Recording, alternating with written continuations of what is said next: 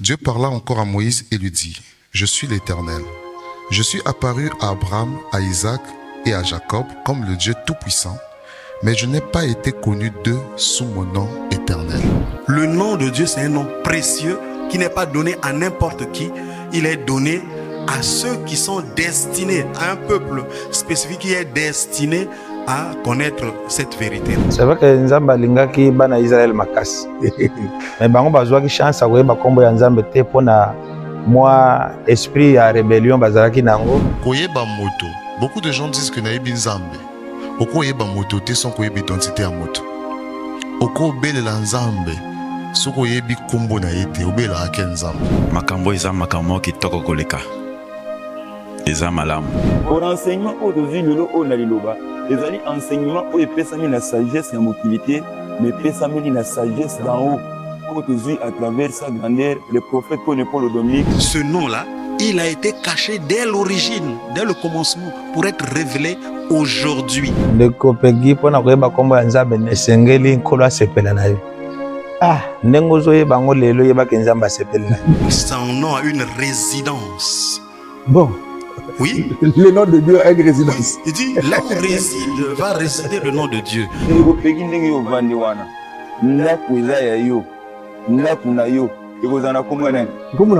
C'est ça. Mais l'église de la Nana. Mais vous le chercherez à sa demeure. Bon. Vous irez au lieu que l'Éternel, votre Dieu, choisira parmi toutes vos tribus et placer son nom. Kombo ya Nzambe ezali nini?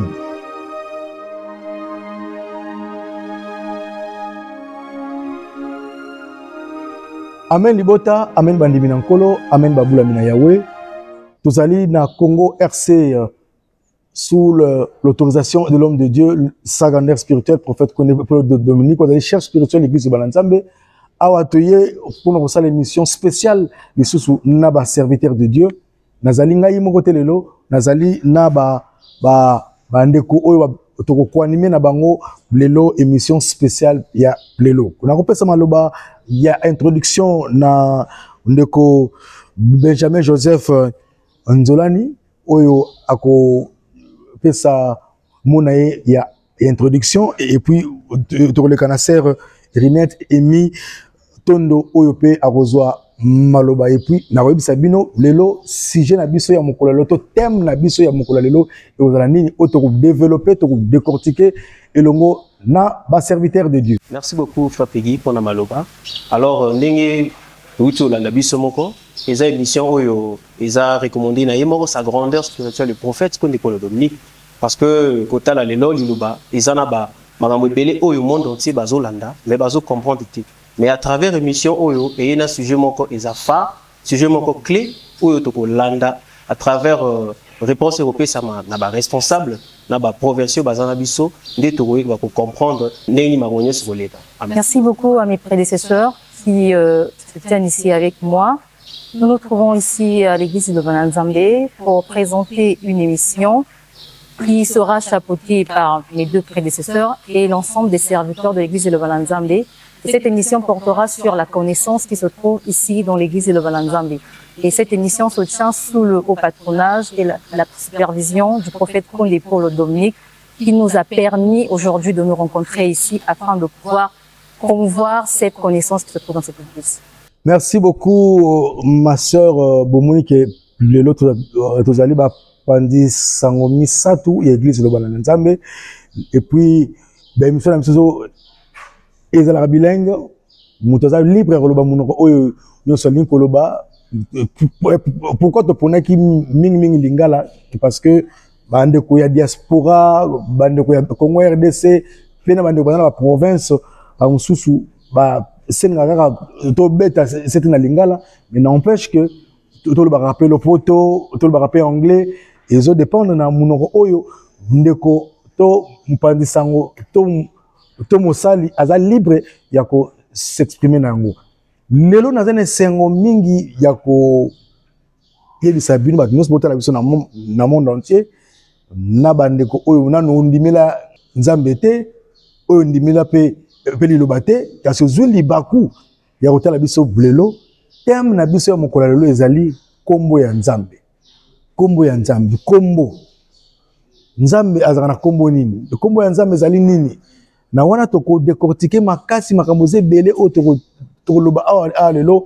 En tout cas, bo zapete beaucoup comprendre que l'église de Bananzambe enseignement oyo evandi il faut te ça. Merci na mobandisi ya Lingomba sa grandeur spirituelle le prophète connaît pour Dominique. Nobana na mosakoli responsable oyo azali ko simba bâton de commandement pe azali ko représenter l'homme de Dieu na niveau ya Congo RC Mobimba oyo tobengi na Mosakoli Robert. Mosakoli Robert, amen. Amen ndeko journaliste Peggy.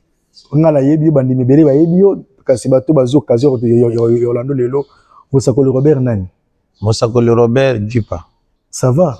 Teki mezali. Kola zo batel. Na moni beauté zo bakisa ma ozaka Isaïe to nene. Beauté li lo bayeba ke lipamboli to zwaka isokola ka déjà makamnyos. Ya onde sala ke toza na beauté mikolo nyos. Merci beaucoup. Alors tout la présentation pour tous comprendre bayeba so bakomo na bilelo. Comme na ngai Nzinga Bongo Borja, Mos Borja. Ozana une église le Banzambe. Naza adjoint province na Congo Brazzaville. Ngai nazali Mosakoli Elion Olsen, Mosakoli responsable na niveau ya district A. Mosakoli Henri Mbanga, responsable à district B. Donc côté za Basakoli, nous avons 4 Basakoli, Monté Zizi, Malobombo Kayo. Amen, Nekopini. Merci. La première chose, toujours remercier le bon Dieu. On a plus l'opportunité à l'élo. Pour partager connaissance aujourd'hui à travers l'homme de Dieu, le prophète Konekolo Dominique. Et en deuxième lieu, pour souhaiter, c'est pas l'homme de Dieu, le prophète Konekolo Dominique, y compris maman, la maman Marceline, ça va qu'on a un bon retour na bango.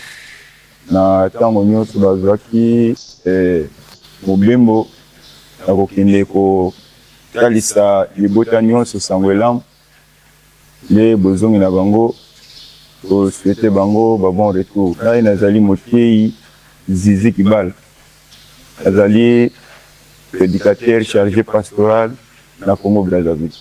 Merci beaucoup.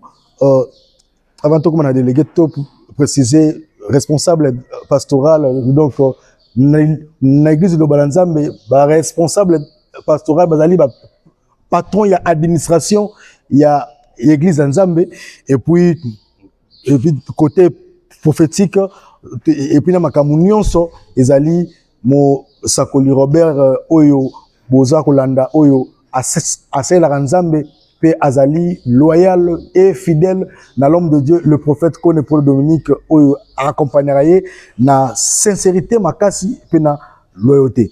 Délégué, à vous la parole. Merci, Frère Peggy. Ngai nazali Motei Louis Sylvain Engela, nazali délégué général à l'église de Bananzambe.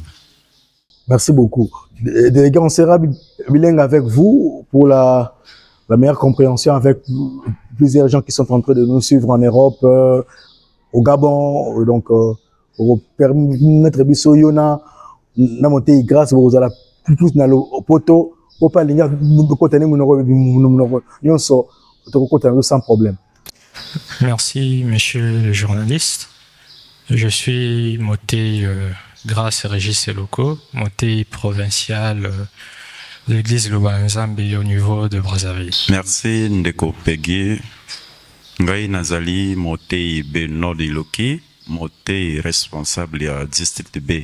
Ngai Nazali, Moté Malonga David, secrétaire du district B, plus précisément dans la ville et à Brazzaville. Merci Ndeko journaliste, Ngai Moté Zizi Bambi. Moté responsable du district A na niveau Brazzaville. Naza Moté Benjamin Yemba, secrétaire tout chargé de l'administration au niveau du district A na Brazzaville. Merci. Merci beaucoup, Mosakoli Robert. Tout ce que na les lozali kamoya enseignement.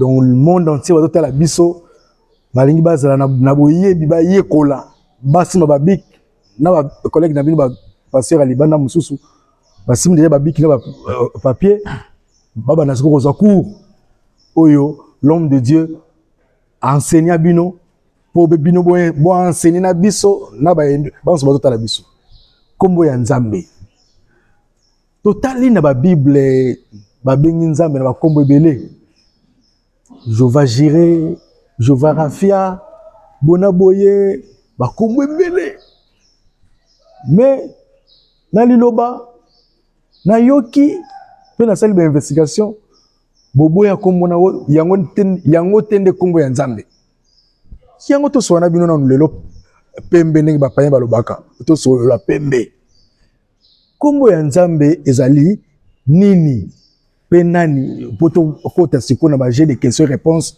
pona peut-être mokili bazana ignorance ya kombo ya Nzambe yango moni blelo yo mobandisi ya lingomba alobi chaque fois to sala ka ba émission ya enseignement les émissions oyo ezali ba enseignement oyo ezo servir na bandimi o ba koti lo ba lelo na bato libanda ba comprendre niveau ya enseignement oyo l'homme de Dieu a incarné na kati na bino ba serviteur na ye.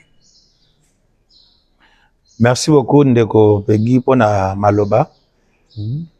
Avant na banda ko répondre yo nabi ke tozana bateyi awa toza pena basakoli o bazo maîtriser bien ba réponse ya mitono zoto na biso wana na profiter na occasion na pesa na bon retour na l'homme de Dieu le prophète Conde Paul Dominique parce que masolo tozo solo lawa ye muta utaki na ngoli kolo aye na ngona mokili poto découvrir ya azaki na mikili ya bapa ya uchiko zonga na molonga mina ye mama Safala Marceline to souhaiter bango bon retour na mboka ya Bilaka. Oh, bazongi déjà. Bazongi déjà. Ah, nde tozana bango mikolo nyonso tozana bango déjà. Ah, na profiter na pesa bango ba bon retour na bango na bike mikolo ya liboso na libota ya liloba bakomona na encore. Amen. Na ke na makambo etali kombo ya Nzambe. Ndeko Peggy ndengo zana na vie na yo zana de kombo. Zana kombo moko balobaka na lopoto prénom. Zana kombo mosusu balobaka pe na lopoto encore non. Le prénom nano eza ba kombo mibale différent. Bon. O batu mingi bayebaka na mokili eza kaka prénom ya Nzambe. Oh. Mais na ba pièce d'identité na biso nyonso motu nyonso a préféraka non il faut ezala. Yo poza porteur ya no moko boya famille ba pesa yo. Totambola nango zaka pe fier nango. Voilà. Siko eloko batu babosana no ya Nzambe ndeza biso nyonso totikala kaka na ba prénom. Oh. Mais non nde batu bayebaka te. En travers mutumoko l'homme de Dieu le prophète Conde Paul Dominique nda sala ka toyeba no ya Nzambe. Bamo lelo ndenge sa grandeur atindi bino bosala ke batu mingi ba découvrir pe no ya Nzambe za kanani. Parce que église soki eza na no ya Nzambe te. Je ne pense pas que muto akosambela kuna bongo Nzambe asaleli ye po yebi na ndenge babengaka ye te. Souvent avant batei batanga. Siko prénom ngo totanga to baka kombo yango za kanini. Ozo benga Nzambe wana eza prénom. Oh, oui. Donc Nzambe ngana lobi eza prénom. Oui, eza prénom. Donc non ne peut sali. Non ezali. Donc ti ba Jova Jireh, Jova Rafia mosusu eza ba prénom ko tote mosusu eza ba kombo biso bato babambi kaka Nzambe mika loka ba surnom. Oh, oui. Likambo kombo yo eza déjà kopesa moi trouble na mutu. Mais eloko ya attiré beaucoup plus attention na biso eza que na kotala malabu na kati ya Bible kozwa moto lokola Abraham, Isaac, na Jacob ou bazalaki ba grande personnalité na temps na bango, mais batikali koyeba kombo Nzambe te. Bon, côté wana pena to limito comprendre pourquoi kombo wana ezalaki caché pa na bango. Vous comprenez que c'est bien. Oui, na comprendre ndenge de ko lobi. Abraham, Isaac bakokaki na Jacob bazalaki na temps koyeba kombo Nzambe te. Eloko liboso fo boyeba ke kombo ya Nzambe nkolo abombaki yango eza secret parce que eza na pouvoir na kati na eza na pouvoir na kati na poyeba ke eza na pouvoir soki na mukanda apocalypse quelque part bazoyebisa Jean balobi moto akolonga moto akobima victorieux moto akobima molongi moto wana nde akozwa libanga me na kati na libanga na bakomi kombo ya sika siko ba Abraham ba Isaac ba Jacob Nzambe amonaki eza malamu te bango bayeba yango esengelaki ezala réservé na ba peuple moko nde bakoyeba makambo wana. J'aimerais savoir, chers responsables de l'église de Nzambe, chers serviteurs, tel que vous venez de le dire, c'était un nom qui était réservé à celui qui gagnera. Mais nous pouvons sous-entendre là-dessus que les enfants d'Israël, pendant qu'ils ont parcouru jusqu'à arriver à la terre promise, c'était comme une réussite pour eux, c'était comme une victoire pour eux. Mais pourquoi ce peuple tant aimé de Dieu n'ont pas connu le nom de Dieu dans sa suprématie? C'est vrai que Nzambe alingaki bana Israël makasi. Mais bango bazwaki chance akoyeba kombo ya Nzambe te pona moi esprit ya rébellion bazalaki nango, moi désobéissance. Sotali parcours na bango mingi na désert, bazalaki vraiment na obéissance te. Et so bakotaki pe na terre promise ezalaki pona mawa Nzambe. Ça tel point kola réservaki ya mutu a révélaki na bango ke baza jini ya ko reconnaître kombo wana te za Jésus moko. A prometaki na bande ko na ye alobi parole eze pa na bino ko kite pa na bino ba ko pesa ngo na nation mosusu.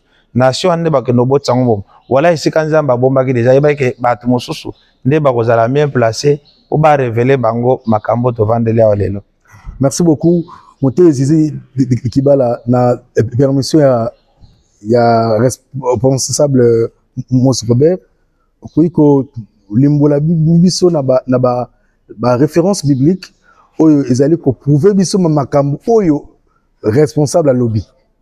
Makambo responsable lobby poto zonga po o lobby likolo. Tokende na ba référence biblique pour monde entier ba tala biso. Oyo nyonso boloba lelo yo. Bref nango référence biblique. Tokena bino bongo. Lelo bo sa biso te otoni lelo tokena na référence biblique. Mosakola blobi puis biso référence biblique ou expliquer biso muke to zongo mosakola pona to pesa mona mon pe parole à compléter na oyo mosakola responsable azo expliquer biso. Merci journaliste. Moi je peux maka le bomaka tisika les alaka pouvoir ya liloba parce que liloba nenzam. Mais quand la Bible to connaît na titre de référence pour ba onion so ba otanga ba me ba comprendre mai onzamba sia bongisa. Soki nzamba ponaki libota Israël ezali pona pamba te. Ezalaka libota oyo esengaki etirer comme leçon na message na nzambe kati na motu azala peuple oyo bakozala comme un peuple bakozala exemplaire kati na mokili so bato nyonso na mokili oyo bakosadapte na principe oyo nzambe atai kati na bango à travers Moïse nde oyo wana nde bakobima nde balongi. Malheureusement badifficulté oyo bakutanaki nango parfois bakokaki kolonga yango te. Soki totangi na Bible parmi les 10 commandements oyo epesamaki na Moïse na Exode chapitre 20 le verset 7, nous lisons les Écritures saintes au nom de notre Seigneur Jésus-Christ de Nazareth. Tu ne prendras point les noms de l'Éternel ton Dieu en vain, car l'Éternel ne laissera point impuni celui qui prendra son nom en vain. Komo na Nzambe batanga lango pamba pamba te. Komo na Nzambe batanga nango na lokuta te. Selon Nzambe bato oyo komo na ye esengeli ezala epai na bango. Esengeli bazala na boyebi na likolo.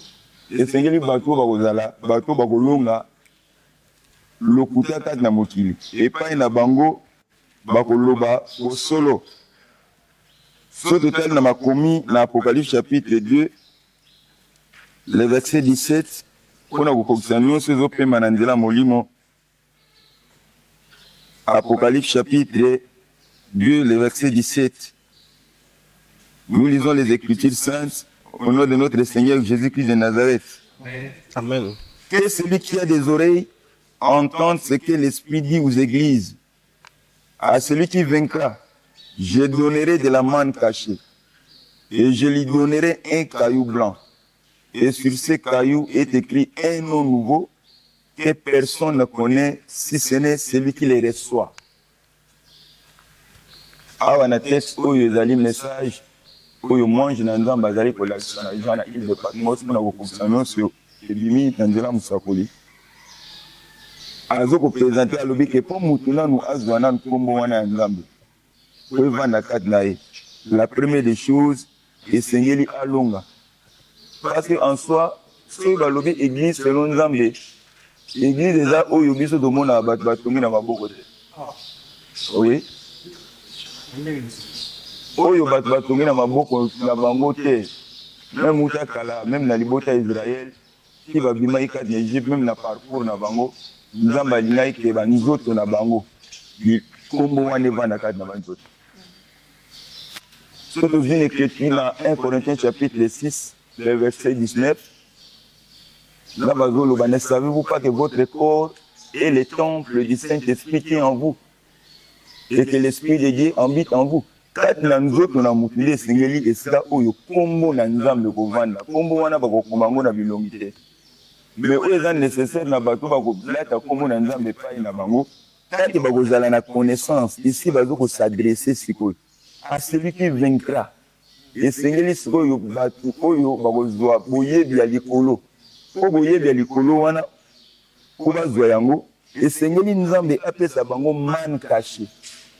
Or man caché ezali connaissance. Boyebi oyo batamaki. Po to sili kozwa lelo na liloba. Ya ko comprendre que nzambe o asala likolo na se azalaka na bakombo ebele te. Nzambe azalaka na kombo moko. Eza dino te, vano te. So yo po, oluka koyeba kombo wana, esengeli ozala molongi. O mutu akoma molongi, esengeli la première des choses non azala na connaissance. Er mutu aza na connaissance, akoyeba ko distinguer mabe na malamu. Parce que connaissance kat na moto, et permettra à mutu akoyeba ko distinguer mabe na malamu. Parce que il y a la connaissance spirituelle, qui est purement spirituelle, parce qu'il y a la connaissance mondaine, il y a la connaissance satanique. Pour connaissance, connaissance connaissance véridique, c'est-à-dire la connaissance de la vérité. Et nous connaissance de la solo wana. Quand la solo wana, le solo ne ekola ki sabiso, c'est pas que solo yango eza ya mututé, mais solo yango ne uste pa na nzambe. Mon côté, on a enseigné Batou, Makambo et Zabosolo, ça qui aille va source naïe. Ce qu'on fait à travers l'homme de Dieu, les prophètes, pour le Paul Dominique, les bisous de connaissance, connaissance, ils ont permis les bisous, il y a connu Makambo, ils ont profané. C'est-à-dire, ce qui est étranger. Parce qu'il y a des choses profanes, où il va te dans Makambo. Tout cas, avec l'écriture dans Zacharie, chapitre 14, le verset 9. Nous lisons les Écritures saintes au nom de notre Seigneur Jésus-Christ de Nazareth. L'Éternel sera roi de toute la terre. En ce jour-là, l'Éternel sera le seul Éternel et son nom sera le seul nom. Le seul. Donc c'est pour dire que nous avons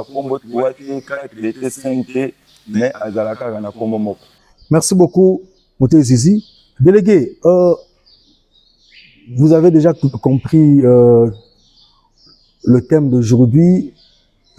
Quelques questions et sous-questions que mes confrères, consoeurs ont si bien martelé.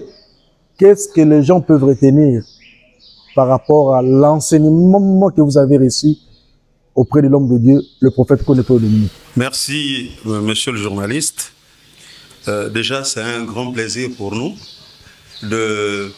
d'intervenir sur ce plateau parce que nous avons eu la grâce que dans notre vie, nous ayons rencontré cet homme-là à qui Dieu a révélé ce que le prédicateur vient de lire tout à l'heure au sujet de la manne cachée. En fait, le vrai problème ici, la première question qu'il faut se poser en parlant du nom de Dieu, c'est de revenir un peu dans notre vie de tous les jours, comme l'a si bien expliqué le responsable tout à l'heure. Chacun d'entre nous, dans la vie de tous les jours, porte un nom. Et ce nom n'est pas écrit sur votre visage. Si quelqu'un veut connaître votre nom, il doit s'approcher, il doit chercher à connaître C'est l'acte de connaître là qui va révéler le nom que vous portez. Ça, c'est de 1. Oui, chaque Dieu, pour revenir à la référence qu'on vient de lire ici, pour dire que le nom de Dieu ne se retrouve pas partout, plaqué au fronton, comme sur des boutiques. Chaque Dieu, parce qu'il y a beaucoup de dieux, même cités dans la Bible, vous avez beaucoup de dieux, vous avez Astarté, vous avez les Kémosh, vous avez les dieux moabites, et chacun de ces dieux-là avait son nom, et son nom-là est connu. Mais le nom du Dieu qui a créé le ciel et la terre est demeuré caché.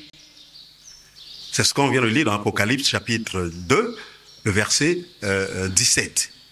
Il est caché parce qu'il y a eu une promesse. C'est dans cette promesse-là que ce nom-là sera révélé. Parce que Dieu fait des choses au temps fixé. Dieu ne fait pas des choses au hasard. Il a un calendrier précis dans la gestion de l'univers. Nous avons eu la grâce aujourd'hui que ce nom-là soit révélé dans un homme qui est l'homme de Dieu, le prophète Kondé Polo Dominique, qui a reçu cette connaissance qu'il nous a il nous a enseigné aujourd'hui, nous sommes en train de vouloir enseigner. On vous a lu lui aussi le passage dans Corinthiens chapitre 6 qui dit « Ne savez-vous pas que votre corps est le temple du Saint-Esprit » Alors, cette dimension-là, sur cette dimension-là, on veut juste nous dire que ce nom-là, ce n'est pas un nom qui sera mis devant l'Église, écrit, telle église, on met un nom comme on le fait, comme on le voit tout à l'heure, mais c'est un nom qui est aussi caché. Mais c'est à celui qui vaincra. Qui vaincra quoi? Parce que pour vaincre, il faut qu'il y ait un combat. Nous combattons quoi? Qui est celui qui vaincra le péché.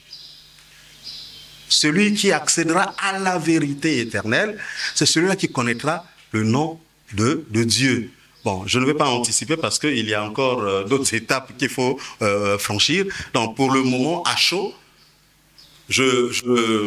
j'appuie ce que mon collègue vient de dire tout à l'heure, que ce nom-là, il y a un peuple, il y a des gens qui étaient destinés à connaître ce nom-là. Si bien que Israël, oui, on l'a appelé par l'Éternel. Mais l'Éternel veut dire quoi? L'Éternel, à l'origine, c'est un adjectif. Hein, qui veut dire que quelque chose qui supplante le temps.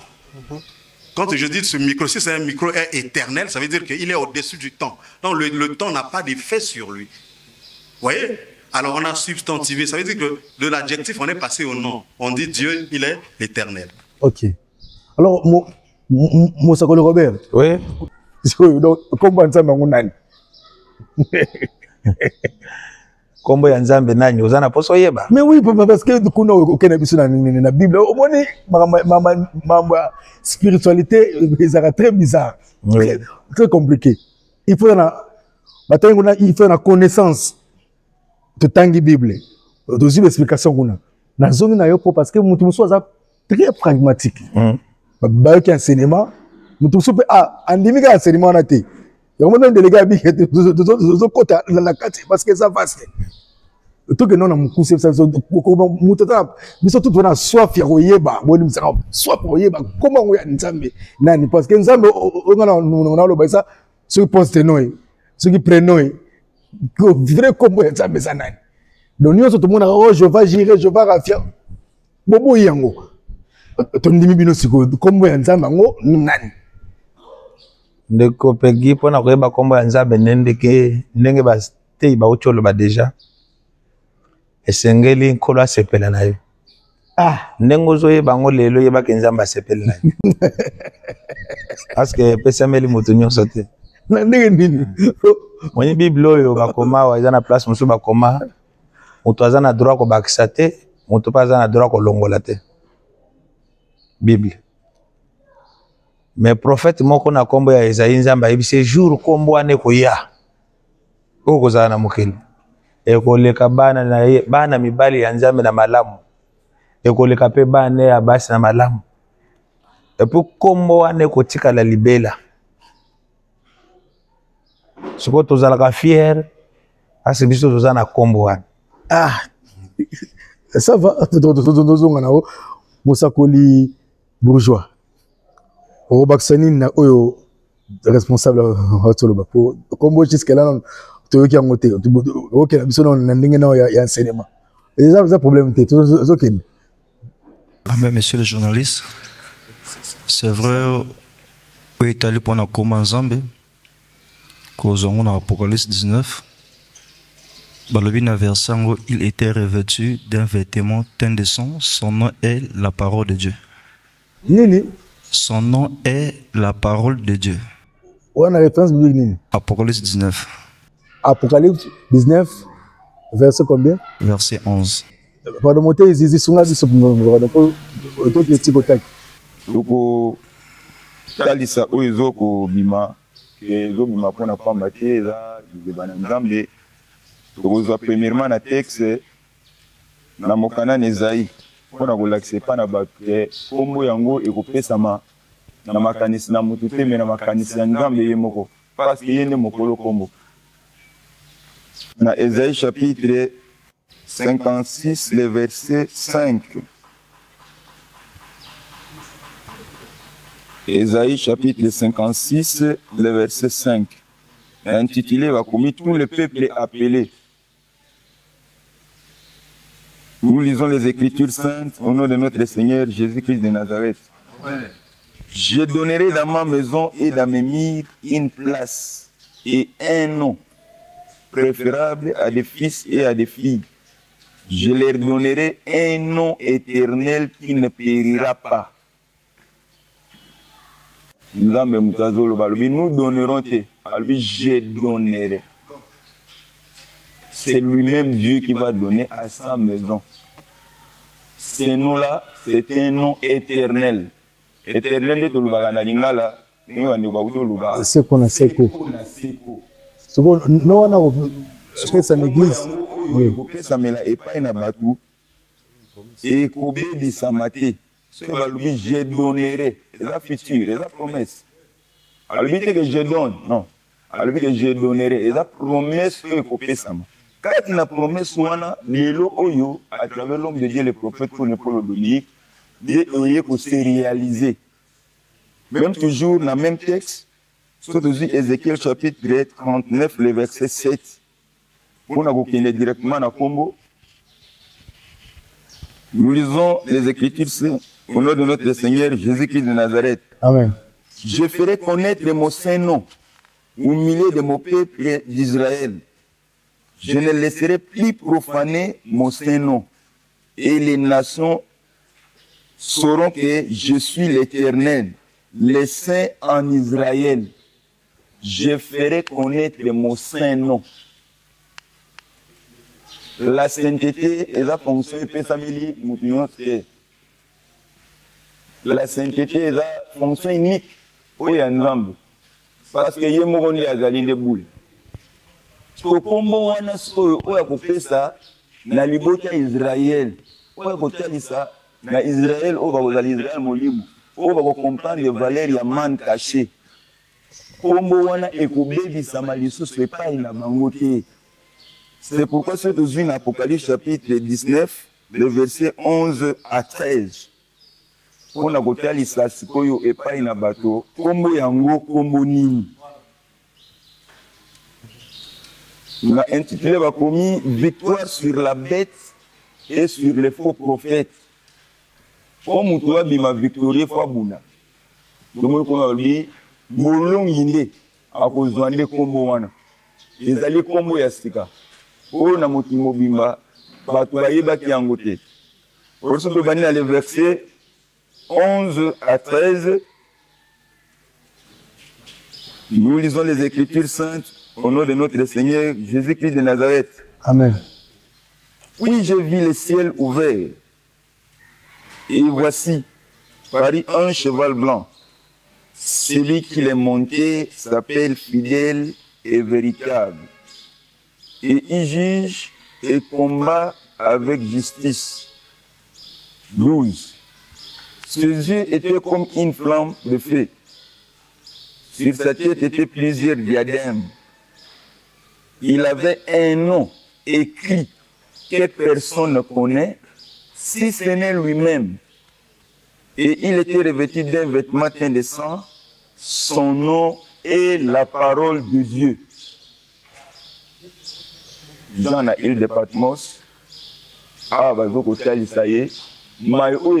comme promesse. Ici, c'est après la mort du Seigneur Jésus-Christ de Nazareth. C'est-à-dire Jésus a servi. Le Seigneur promesse qu'il va réaliser. Mais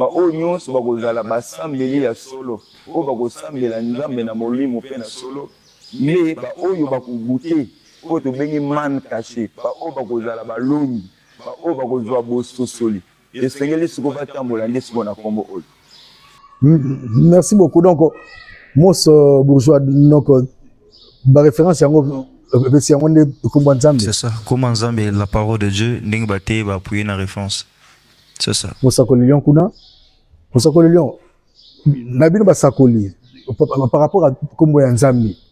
Parce que, comme on la parole de Dieu, ça va apporter quoi et puis ça apporte quoi? C'est le plan spirituel. Merci, journaliste.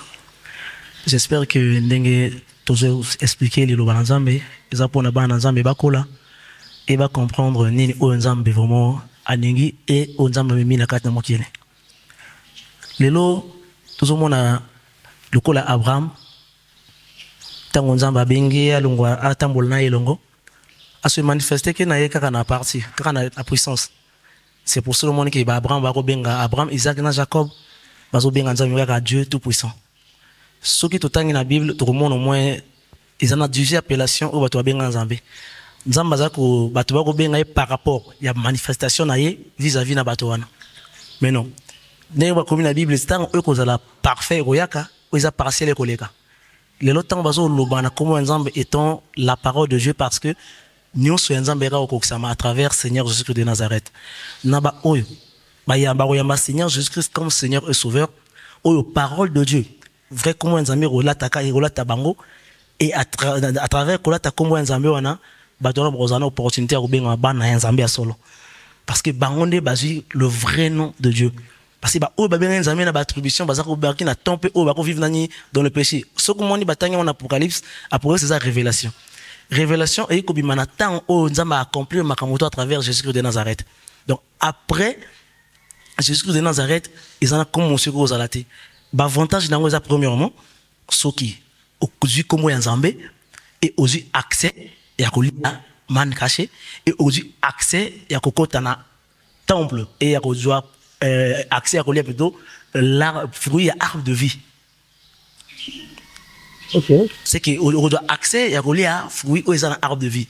Donc bah oignon surtout bah quand tambola na kati ya ba combo ou tout ba tanga kana Bible on a l'église même na partout bah qui n'a accès on a pourquoi parce que tango et accomplissement la parole de Dieu n'est que ça magité. Bah ça que tambola na ombre. Aujourd'hui nous toujours vivre sous la ombre toujours vivre na elongi na emoko. Ok. Merci beaucoup. On Henri.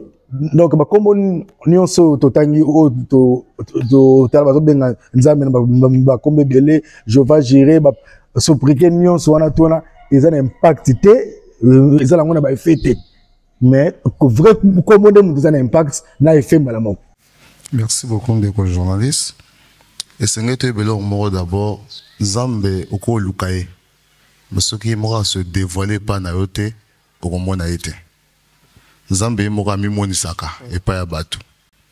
So tali na ko répondre question na yo mais na ozonga moke na question moko journaliste Rinette Tongwa uta ko tuna. Alobaki Israël ba longa ki pe ko kota na Kana parce que Nzambe wana a révélé que ba onka kombo na été et buto bazaki ba vaincre que etumba. Na Exode chapitre 6 Exode chapitre 6, du 2e au 3e verset. Je peux lire au nom du Seigneur Jésus-Christ de Nazareth. Dieu parla encore à Moïse et lui dit, je suis l'Éternel. Je suis apparu à Abraham, à Isaac et à Jacob comme le Dieu Tout-Puissant, mais je n'ai pas été connu d'eux sous mon nom éternel. Bon, on a la référence biblique. Exode chapitre 6, Exode 2 chapitre 6, 2 à 3. Oui. Ok.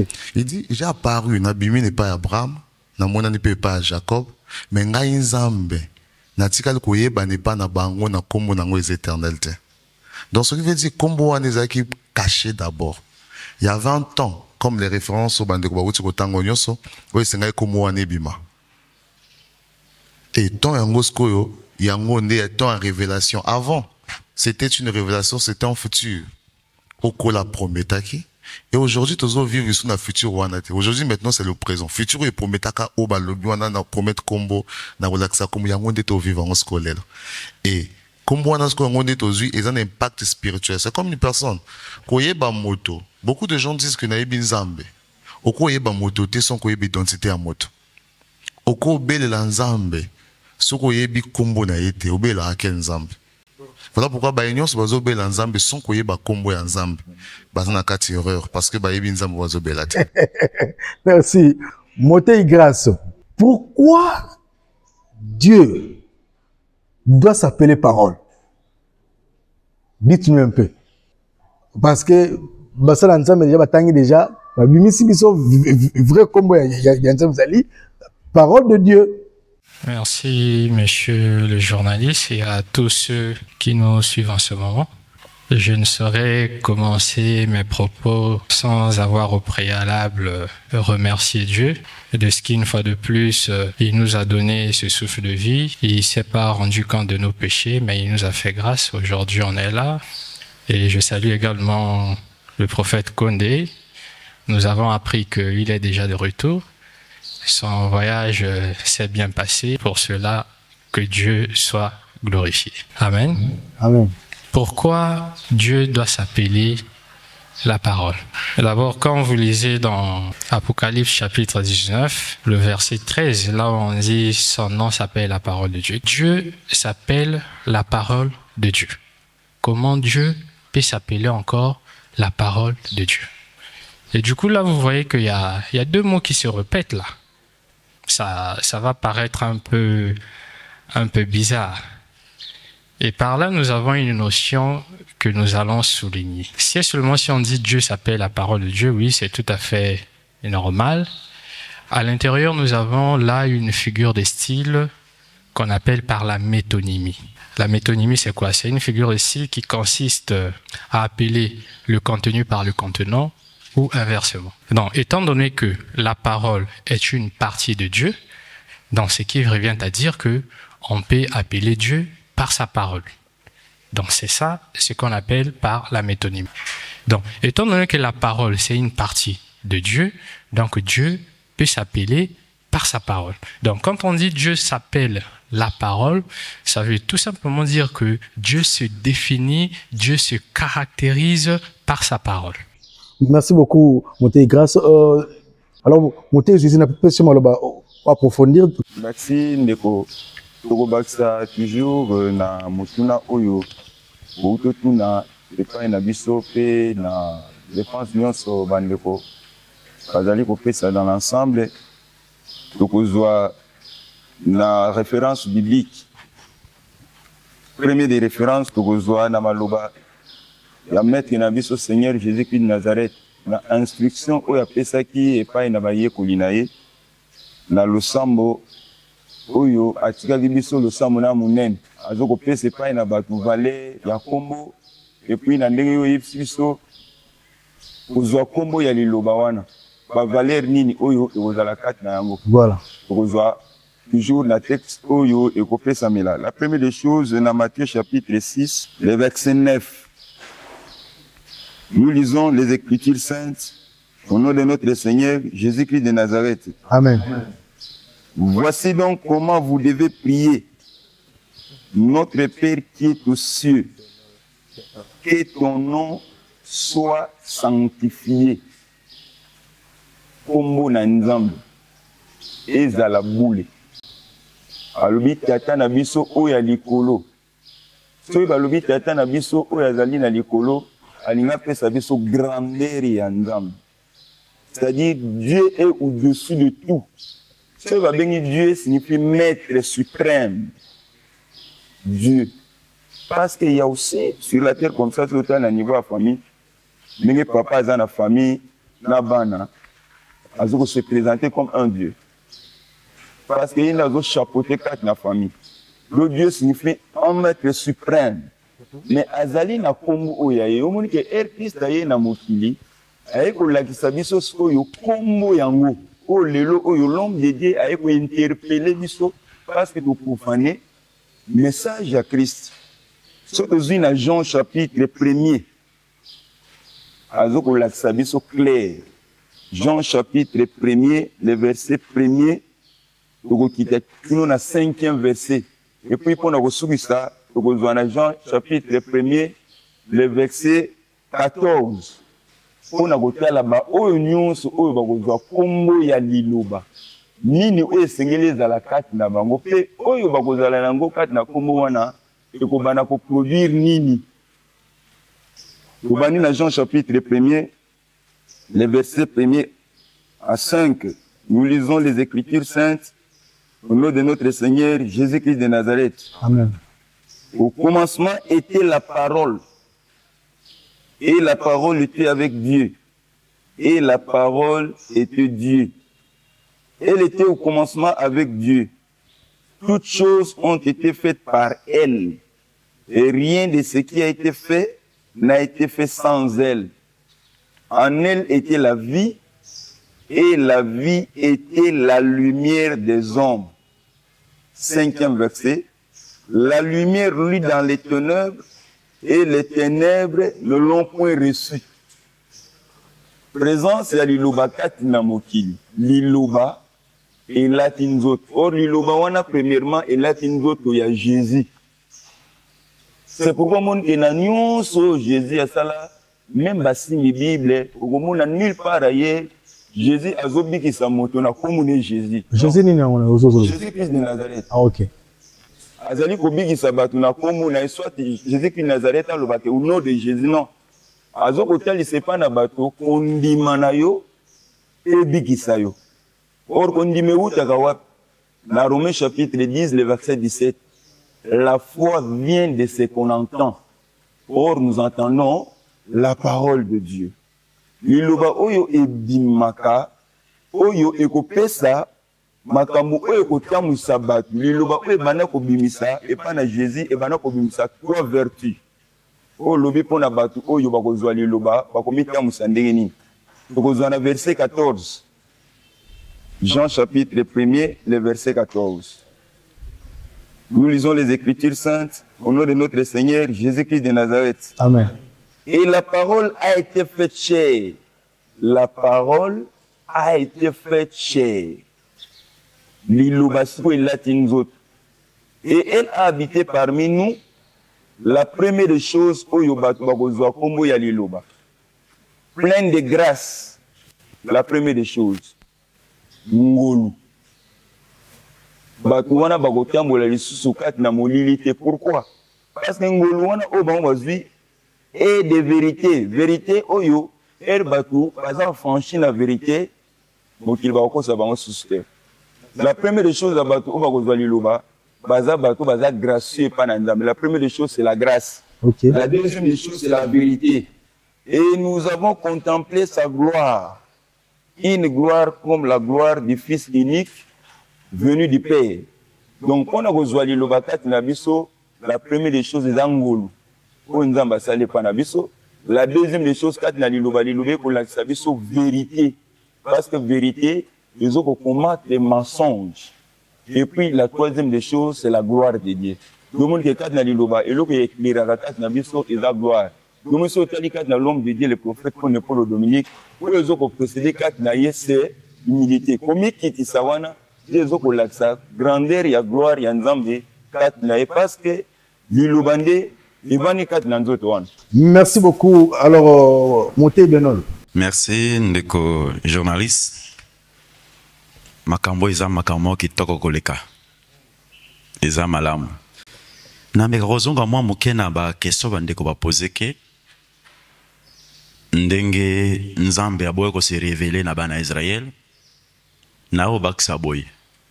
Banda motaliboso o nzamba kela na mukilo apazwa comme image to exemple. Adam ti ko okoma epa ya Moïse bango nyonso wana ba nyonso akala batikala oyeba vrai komba nzambe te bomba mela bango Mais Nathan a besoin de l'EPSA Melibiso. Dans les locaux moko, Nzamba pone un grand serviteur comme Moïse a chargé à PCM mission à quelque chose na bombo. Mais Moïse a zolo bananzambe bo tindinga na boite po yetinda neza malamu mingi pona ngana kende. Mais otinga epa ya bana na ngando misabona bombo na Egypto. Tango na okoma kuna bakotuna nga. Nzambo atindi yoko biso na bombo kombo na nani. Ebongo yano na ngirozalani. C'est que Moïse a zalaki curieux. Alikaraye ba d'abord. Nzambo atindi moto atindi mission. Et ça peut loko ebongi biso pe ba simple de comprendre. Dans le passage biblique. Exode chapitre 3. Tozu verset 13. Totangi makomi masanto na kombo na Yesu Masia na nasala.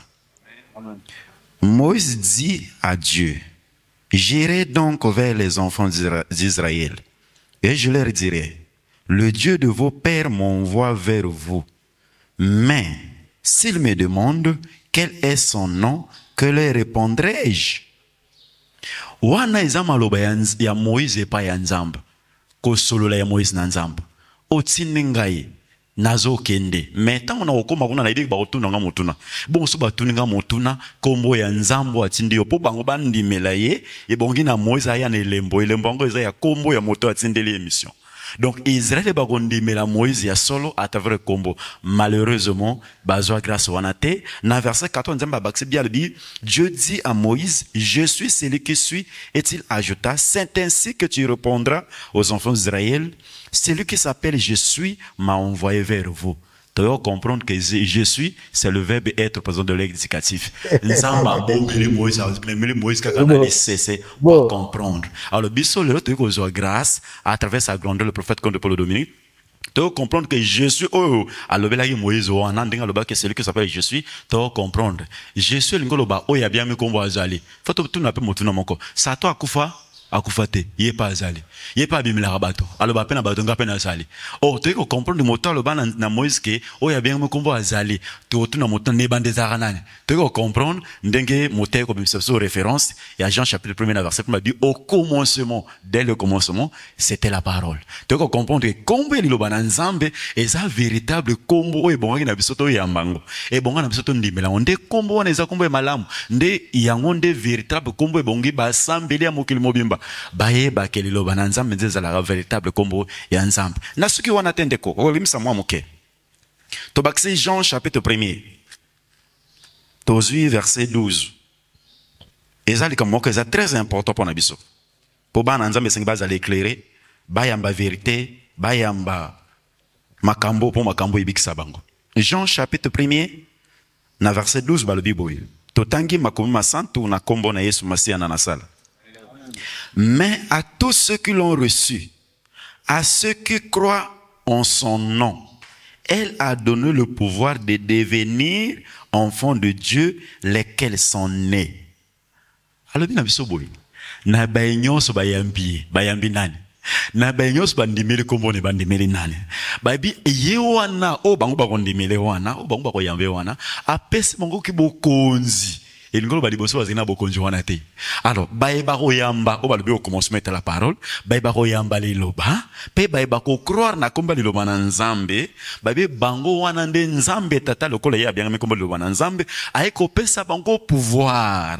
Pouvoir et bandoko makat na monde Jésus le bagin makomi, abi voici je vous ai donné le pouvoir de marcher sur les serpents, sur les scorpions et sur toute la puissance de l'ennemi et rien ne pourra vous nuire. Et nous baboy, biso ba auto yambi lo bananzambe na vie na biso, c'est comme na pouvoir et comme au-dessus à pouvoir ya nganga et comme au-dessus à pouvoir ya ndoki et comme au-dessus à pouvoir ya Satan. C'est que pouvoir biso toji à travers le bananzambe et ça pouvoir l'équipe à pouvoir nyons ya onde lobi kopé kinya o nzamba pesi biso.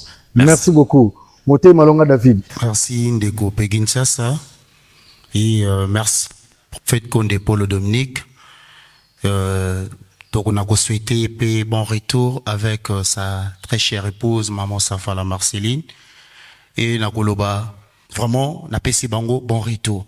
Nako répondre directement à la question Yandeko Nzolani Benjamin ainsi que notre sœur Rinette par rapport à la question Batuni ya Kombo ya Nzambe, pourquoi Israël Abraham, Isaac, Jacob, nous avons révélé que bango kombo na été, nandenge ndeko tongo rinette alobi, atamboli na peuple Israël, ti abimisi bango en Égypte, amemi bango na terre promise, pourquoi Nzamba s'est révélé qui était na kati na bango. Au moni la loi tout, ezala qui ombre. La loi, c'était ombre. Mais non, tant que Jésus-Christ a zoyaka, c'est lui qui était la lumière. La loi de Moïse était non expliquée. Et Tsengela qui, Jésus-Christ a expliqué la loi de Moïse. Et tant que Jésus-Christ a expliqué la loi de Moïse, Israël va pesquer le temps a été, a rejeté qui. Ndenge Moussako, le Robert dit palobi, Ndenga lobaki que, Bokonzi Nzambe kolongola, référence les a. Pour Nathan, na rotangati, ils en a Matthieu chapitre 21, verset. Ok, merci. Matthieu chapitre 21, verset 43.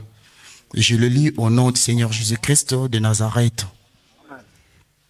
C'est pourquoi je vous l'ai dit, le royaume de Dieu vous sera enlevé et sera donné à une autre nation qui rendra des fruits. Au moni, tant Zambazolo banabango, Christ est envoyé et tant que lumière, oyaka qui a expliqué la loi de Moïse, Israël est pesa qui baye tenté. Yakoyo kae. Yangmoni Christ a compris que bakoyo kae te pe bako comprendre yete. Et c'est là qui makambouane longole pa ina bango. Et tant bazolo bezo longole pa ina bango et koyaka na nation mosusu. Nation ngo de bazolo beza biso. Et biso pourquoi? Avant Jésus-Christ a kenda lobi nge sengeli na kende.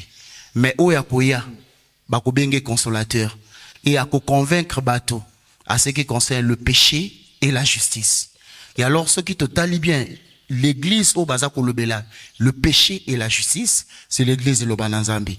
Et alors, l'homme autant memeli biso enseignement wanande to bengue l'homme de Dieu, le prophète Condé Polo Dominique. C'est lui qui a donné la lumière. Voilà pourquoi Israël, ceux qui baïba qui combo na été, c'est parce que ils étaient dans l'ombre. Bazari na kata molili. Voilà pourquoi bakoura ko comprendre parce que la loi de Moïse, c'était l'ombre. Merci beaucoup. Moté Zizia District. Merci ndeko journaliste par rapport à ndenge bandeko batuni mituna pona valeur pe pona nini kaka ba ba ko démarrer na vrai kombo nzambe surtout zui na Deutéronome na répétition en loi tango Israël ba komi proche aka Deutéronome chapitre 12 verset 3 tango ba komi proche aka na nzambe zo instruit bana Israël boy balobi Deutéronome chapitre 12 verset 3 totangi na komone Yesu Masia na nasala. Vous renverserez leurs autels, vous briserez leurs statues, vous brûlerez au feu leurs idoles, vous abattrez les images taillées de leurs dieux et vous ferez disparaître leur nom de ces lieux-là. Parce que tant nzamba yeba tant ba kuma na kana ba kuta ba nzambe belé ba doctrine, mais tant ba ngomba kokota il faut faire disparaître. C'est-à-dire ça qui na promesse moko boye angaka pesa bango po bayeba ke ne ba kota bazokota na kana wana nzamba koyebisa bango makambo ya sika o bango bayebite malgré tout Israël ba occasion te mais ba tant ba komi na toujours na Deutéronome proche kana nzamba lobi na bango boye même nous mona batu bachaka badimba ofrande ceux qui place na komo nzamba ya to pesi mabonza nzamba ya bango te tu vois boyeko je vous dis va bandana ndoko na urubi Bama bonza o bato aloba badimba ofrande ba prémisse ba holocauste ceux qui placent dans la commande zambete c'est-à-dire ata ba pesi ba millions ils are agréable été tout dans Deutéronome chapitre 12 verset 11 totangi kisusu makomi masantu na komona Yesu Masia na sala. Amen. Alors il y aura un lieu que l'Éternel votre Dieu choisira pour y faire résider son nom. C'est là que vous présenterez tout ce que je vous ordonne, vos holocaustes, vos sacrifices, vos dîmes, vos prémices et les offrandes choisies que vous ferez à l'Éternel pour accomplir vos vœux. Nous avons Israël. Si comme nous sommes bako pesa ba dîmes ba offrandes ba holocauste ba prémices et si comme combo nezali ndenge ba combo liloba donc so ba pesa ba dîmes ba offrandes moté zizi oui l'église est belé na mukilio donc l'église est belé na taki combo te mais bala sous le lobby bisika parce que le rosolo bala ils ont ça éclaircissement pe na polémique l'église est belé on va appeler ça dîme offrande l'église est belé na monde et comme kolekana ba boutique mais atopesi libre non fan compléter après ça nous robini nalobi bien na insisté lisusu balobi bien alors il y aura un lieu que l'Éternel votre Dieu choisira pour y faire résider son nom. Donc l'église nuance à part de loba on appelle ça 10 francs bana libunga donc atopesi libre non francs donc quel on pas ça l'impact so to lobi to loba to cité ba comme la polémique mais to loba c'est la vérité. Verset 13 ezali réponse cette émission ezali enseignement talingi to faire comprendre les maths moi moto sozu à travers l'émission azali ignorant bien sûr donc ba 10 minutes sur le pèse en église na biso simanu donc no offrande nzamba mona kana yango te alors que église nini nzamba ndimaka ni mon offrande verset 13 réponse na verset 13 OK verset 13 nzamba lobi boy garde-toi d'offrir tes holocaustes dans tous les lieux que tu verras mais tu offriras tes holocaustes au lieu que l'Éternel choisira dans l'une de tes tribus et c'est là que tu feras tout ce que je te donne. Mise en garde. Nous avons mise en garde. Attention, danger de mort. Nous sommes pas si dit mais côté monsieur danger de mort. C'est-à-dire au bébé si bon moi. L'avantage j'ai qu'on dit la parole de Dieu aux en a bon moi. D'autant qu'on peut ça va dire mais non bon frère aux en a bon moi. C'est-à-dire nous avons besoin ça bango mise en garde. Donc c'était n'engende de qu'on a cholo ba qui ombre. Les autres sont en réalité. Tu as ta vérité. Donc, le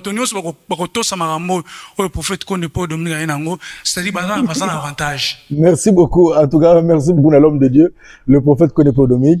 Ça, il n'a pas na matière parce que nous avons sa référence biblique.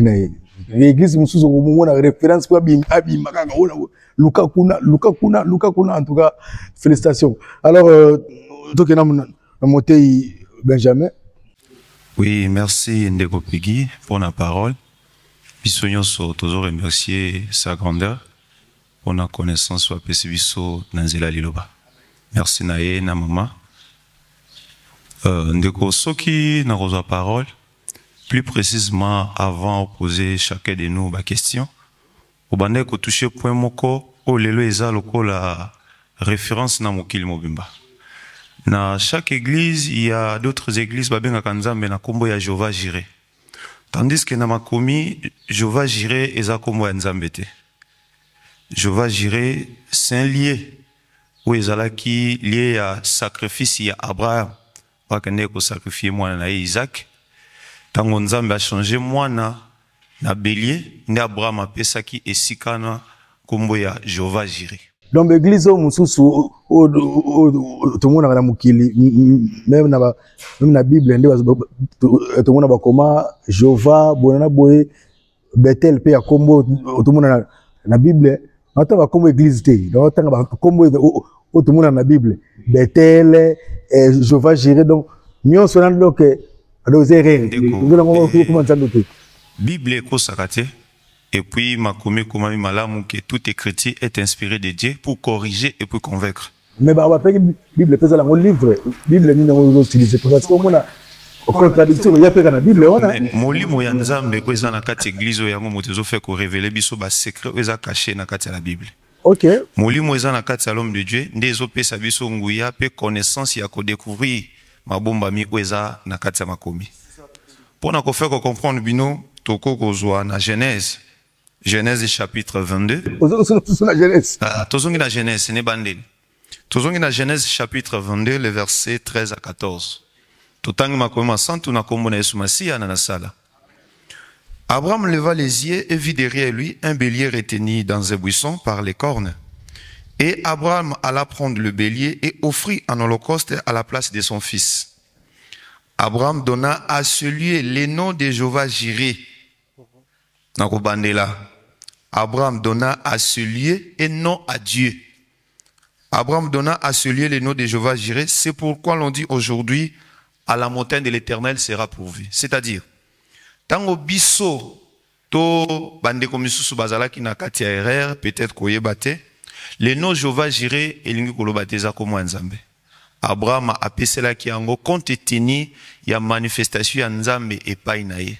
changement ya kolongola mwana na ye Isaac apesa bélier na place ya mwana na ye bolingo ya nzambe emonisama epai na ye nde Abraham apesaki lie wana ya sacrifice kombo nango ebengamaki Jéhovah Jireh oyo elingi koloba nzambe akomimonisa Dieu pouvoira n'importe quel problème kokomela yo soliki na nzambe ya solo akomimonisa ndenge bandeko nyonso bapesaki maloba awa toshite na verset mosusu ebimaki pe na moko na bandeko na biso awa na 1 Corinthiens chapitre 8 les versets 5 à 6 totanga lisusu na kombo na Jésus-Christ de Nazareth.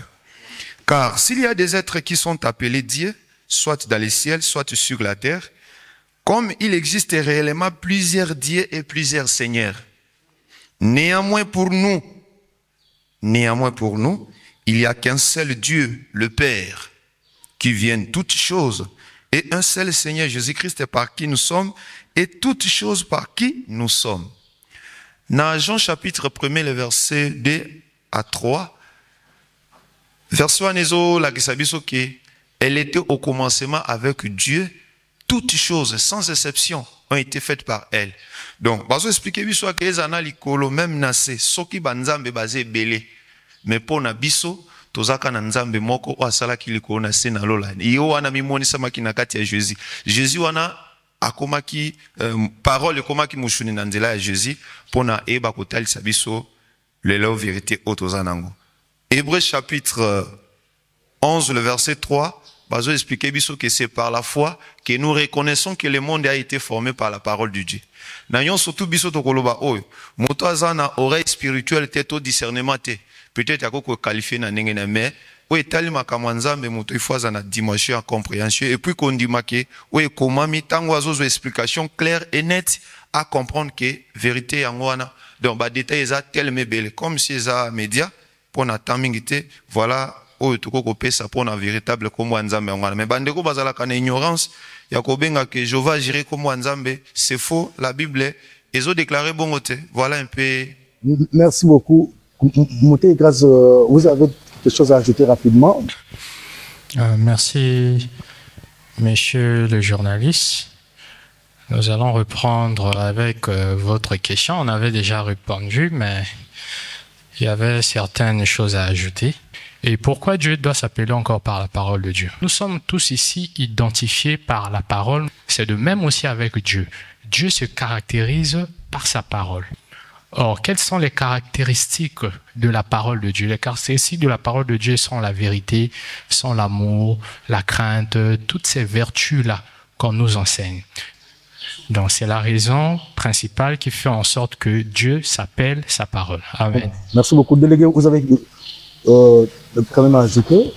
Je veux, d'abord, je prends en compte toutes les interventions très pertinentes que mes collègues ont évoquées tout à l'heure. Mais je voudrais, à cette étape de nos échanges, évoquer la notion du testament.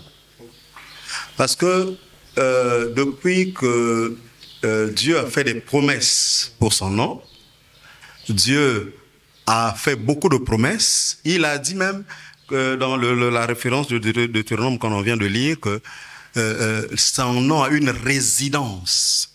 Bon. Oui. Le nom de Dieu a une résidence. Oui, il dit, là où va résider le nom de Dieu. C'est la référence que mon confrère vient de donner tout à l'heure. Maintenant, je veux évoquer l'aspect du testament pour dire que c'était les paroles d'un testament et au moment où le testateur est en vie, le testament n'a pas de sens. Mais c'est dès lors que celui qui écrit son testament disparaît que le testament devient un document actif. Il devient un document qui est qu'il faut maintenant mettre en valeur. Je peux lire dans Hébreux chapitre 16. Nous allons descendre jusqu'au verset 18 par exemple. Je lis au nom du Seigneur Jésus-Christ de Nazareth.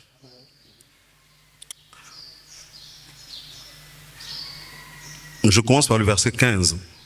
Et c'est pour cela qu'il est le médiateur d'une nouvelle alliance, afin que la mort étant intervenue pour le rachat des transgressions commises sous la première alliance, ceux qui ont été appelés reçoivent l'héritage éternel qui leur a été promis. 16. Car là où il y a un testament, il est nécessaire que la mort du testateur soit constatée.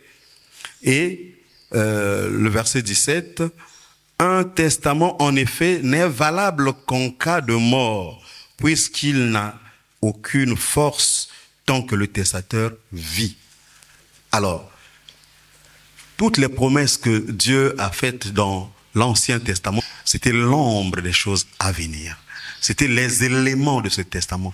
Mais à la mort de Christ, parce que Christ a eu à faire aussi des promesses que nous avons lues ici dans Matthieu chapitre 21, hein, que je prendrai cette vérité, je la donnerai à un peuple qui en donnera des fruits. Ça, c'est les éléments du testament. En ce moment, le testataire est encore en vie.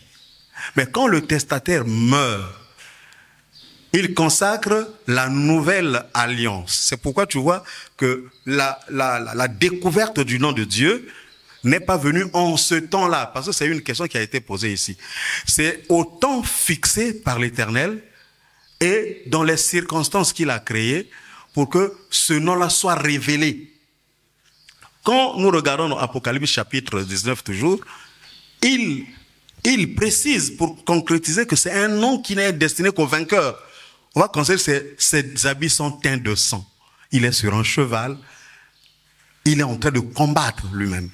Ça veut dire que le nom de Dieu, c'est un nom précieux qui n'est pas donné à n'importe qui. Il est donné à ceux qui sont destinés, à un peuple spécifique qui est destiné à connaître cette vérité-là.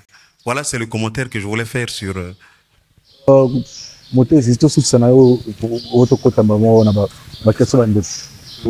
Merci, les journalistes, pour s'appuyer toujours pour la connaissance, la tine na kombo na nzambe. Bakombo oyo tozo ko pesa, soit tozo ko tanga, c'est pas dit pour affronter bamangomba, non. Mais zakat na bakomi pour batbaza na bososoli. La première des choses, tokozwa na mokanda na Genèse chapitre 28, le verset 16 à 19e verset. Nous lisons les Écritures saintes au nom de notre Seigneur Jésus-Christ de Nazareth.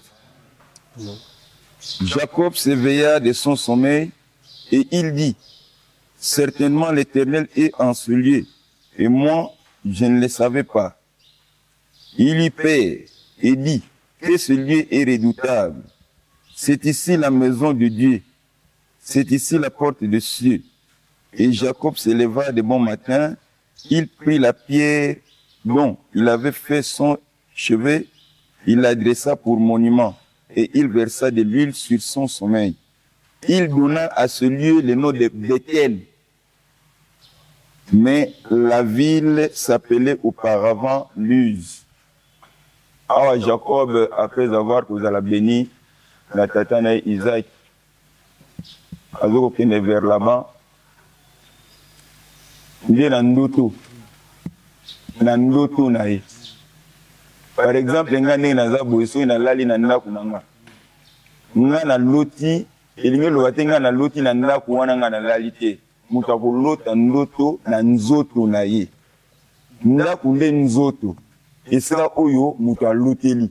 Moto aloti po ye alali na ndako te. Ko même ndenge naza na kiti boye soki nalali, na loti na koloba te na loti po kiti oyo ezali esika ya Nzambe, non.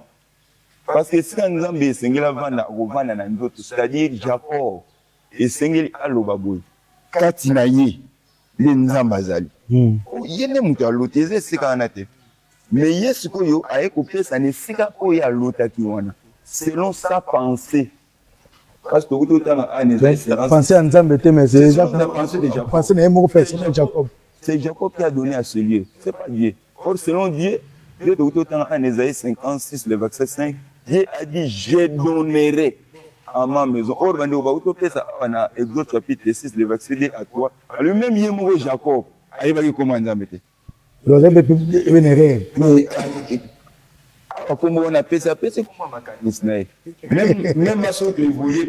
Non, voilà l'imbissa, serviteur de Dieu. Donc, même tout le monde a, donc, même si on a vu nos moussous, donc c'est vrai. Bon, voilà, et ce temps, on a selon pensé en drame. Ce temps, la Michel, il saute aux autres pour lever la Liloba. Liloba est condamné, mais Liloba est apporter connaissance de la vérité. Parce que quand on a vu les bons endroits, il va comprendre de quoi s'agit-il. Parce que ma camouko, il saute aux autres. Donc, maintenant, tout le monde nous a donné, ils ont pensé à Jacob. Comme voilà, vous savez. Mais nous pensons à Zambé Yangote. Pensez à Jacob. Ils ont pensé à Jacob. S'il te plaît, ils ont pensé à Jacob. Mais selon la pensée de Dieu, Dieu te utopie ça awa, Nésaïe chapitre 56, le verset 5. Ok. Dieu a dit, je donnerai. Bon. Il n'a pas dit que vous donnerez. Non. Il a dit, il y a beaucoup de ça. Il y a beaucoup de Zambé, il y a beaucoup de ça. Il y a beaucoup de Vandiwana. Ndaku ya yo. Ndaku na yo. Et vous en avez combien? Comment on a mangé? Mais c'est ça. Maintenant, l'église de la Vanda Kwanan. Ndaku en Zambé. Si vous en avez combien? Ah. Même Jésus-Christ de Nazareth, corps naïe. Le corps du Christ, ce que nous faisions, le corps du Christ, dans des églises. Le corps du Christ, n'est donc, pour te faire comprendre le peuple de Dieu, nous avons le monde entier. Nous avons l'église des ébélés, selon les Écritures. Donc, ils ont parce que Michel, biso tozala na tir ya kokondana kate eza condamné te ezali émission o ezali enseignement c'est ça to fini pe mututé ba question ezali yangai donc ba église oyo Mosakoli Robert donc ba église nyonso yo oyo en tout cas ezali sans polémique oui nazo tuna des questions selon ba écriture oyo besoin enseigner na ngai na ba kota la biso donc selon les écritures. Donc, l'église, comment va même na libanda o kingani na bona tanga ba kombo pe mouve comme que toyokani donc l'église nyonso ya monde o comment kingani na o botema lo ba mayebo donc ba neré on te soit sali boutique na yeko za ko apporter kombo ya nani ya yimo boutique mais so église za nzambe feza na kombo ya nani ya nzambe c'est ça o bigo le bibie moto si so sali boutique na yemoko akopesa ko komona ye mais sur l'église nzambe il faut pesa ko komona nzambe oyo kansi ndeko pegi mutu akoza na mayele koleka nzambe basali ba boutique na bango batie ba kombo na bango azoteka mwa café na tie kombo na ye bongo siko na esika nzambe ye moko abongisi bongo atia kombo mo tozo na kombo ya mayu be ya ngomba be ya eloko moko tozo ngala bo so be bote zisili yango tokokongisa na makomi toujours na mokana na Michée chapitre 4 le verset 5. Nous lisons les Écritures saintes au nom de notre Seigneur Jésus-Christ de Nazareth. Amen. Tandis que tout le peuple marche, chacun au nom de son Dieu. Tout le peuple marche, chacun au nom de son Dieu. Nous marcherons, nous, au nom de l'Éternel, notre Dieu, à toujours et à perpétuité. Il y a un nom éternel. Oyo nyonso koleka mais kombo wana ekotikala tozwi na Ésaïe chapitre 40 Ésaïe 40 obandi na 7e verset tokokita kino na 8e verset. Nous lisons les Écritures saintes au nom de notre Seigneur Jésus-Christ de Nazareth. Amen. L'herbe sèche, la fleur tombe quand le vent de l'Éternel souffle dessus. Certainement le peuple est comme l'herbe. L'herbe sèche, la fleur tombe, mais la parole de notre Dieu subsiste éternellement. Nyonso tozomona, peuple de Dieu, batu nyonso bazotambola na panse oyo eza ya bango. Nyonso tozomona oyo, batu nyonso totie na mokili, selon pensée ya mokili. Nyonso koleka. Mais liloba oyo ya nzambe na biso ekotikala éternellement. Même na kati Israël, mai o biso tozomona o lelo ebandi na biso te. Même boye na Christ akutaki bato na bakombo wana. Enseigner bato ba comprendre valeur ya parole ba comprendre la vérité. Ndeko pegi bandeko nyonso Bible ezali wana eza ouvert On a besoin de l'Ilobato Kondanagate. L'homme de Dieu, le prophète qu'on est Paul Dominique, aïe na condamnation, mais aïe côté sa connaissance de la vérité. Parce qu'il y a un accès à la vérité royaume de Dieu. So tangi na mukana na tango, na 2 Chroniques chapitre 2, le verset 15 à 3. Nous lisons les Écritures saintes au nom de notre Seigneur Jésus-Christ de Nazareth. Pendant longtemps, il n'y a eu pour Israël ni vrai Dieu, ni sacrificateur qui enseignant, ni loi. Pendant longtemps. Yomoni na Michel kuna, tant que tango ezalaki ko umela, na Michel de utotanga, Israël babando tamba, moko na kombo na nzambe. Na pona nini? Parce que bazalaki, nanganga oya kolakisa bango te. Esengeli enseignement et pesamela epai na bato. Parce que nos 4-6, avec mon peuple détruit, parce qu'il manque de la connaissance. Pour connaissance, on a poto zo esengeli to za enseigner. Pour enseignement au dozi lelo o na liloba, ezali enseignement o epesami na sagesse na mobilité, mais pesameli na sagesse d'en haut. Au dozi à travers sa grandeur, le prophète Paul Dominique, à travers promesse, il y a Jésus-Christ de Nazareth. Merci beaucoup. Alors, Sérinette, vous avez... Merci beaucoup, mon frère. J'aimerais poser la question aux serviteurs ici présents. Déjà que vos interventions ont été pertinentes, très pertinentes. Ça laisse convaincre ceux qui nous suivent que les propos que vous avez avancés ici sont véritables. Mais j'ai une question.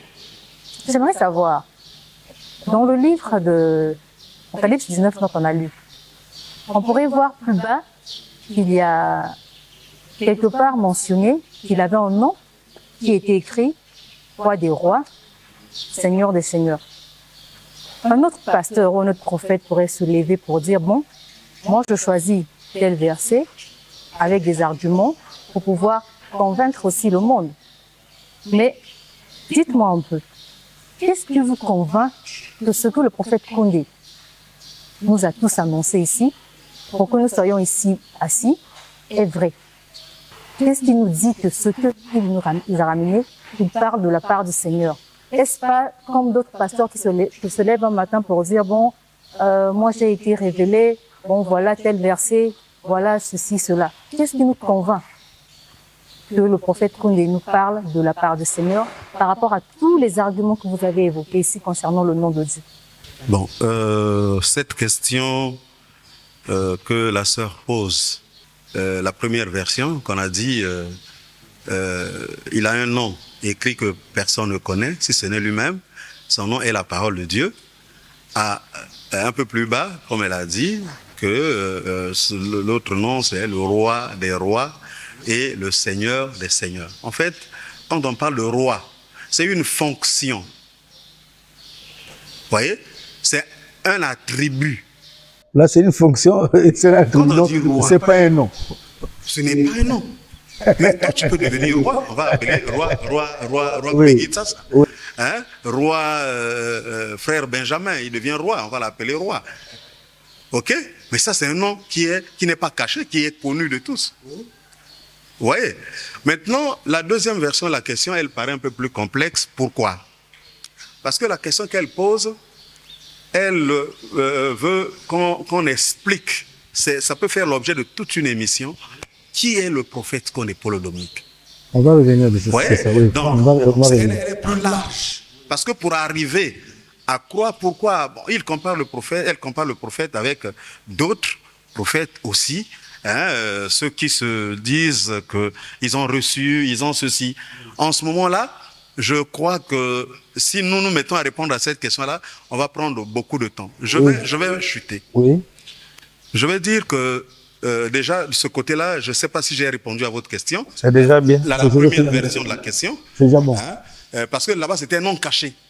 Et ici, ce n'est pas un nom qui est caché, c'est un nom qui est connu. Le roi des rois, le roi des Juifs, le roi de ceci et tout. Ça, il n'y a pas de problème. Maintenant, le problème pour moi, je voudrais chuter sur un aspect.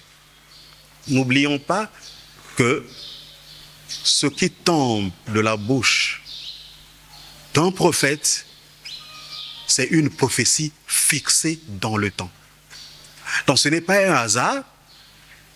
Tout ce que nous vivons ici a été planifié par Dieu. Donc, quand on parle du nom de Dieu ici, je répète que ce nom-là, avec tous les versets qu'on vient de nous donner là, ce nom-là, il a été caché dès l'origine, dès le commencement, pour être révélé aujourd'hui.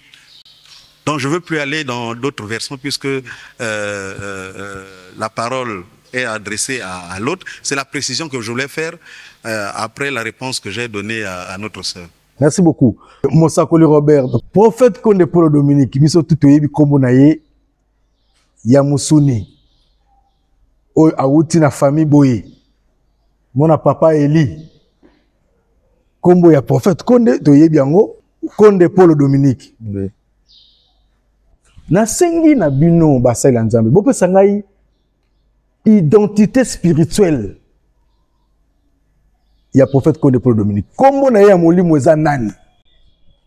Po ya nzoto to yebi prophète Konde Polo Dominique, mais nzokande selon ba écriture, selon ba investigation na sali, prophète Konde Polo Dominique a na kombo moko caché.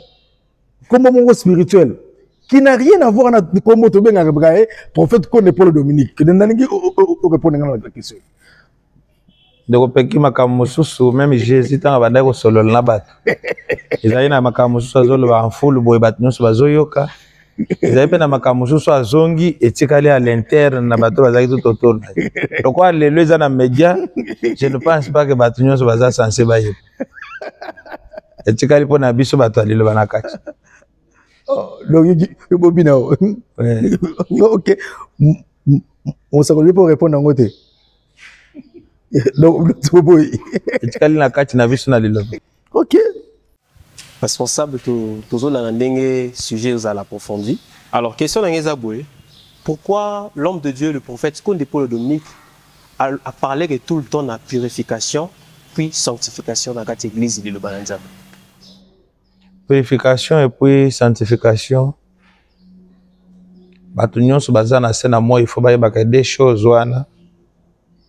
Sokoza na ngote okomona nzambe te. Okomona nzambe te. Moto tango aza na mokili apansaka ke aza awa ko vivre éternellement. Mais viendra un jour tokozala awa te.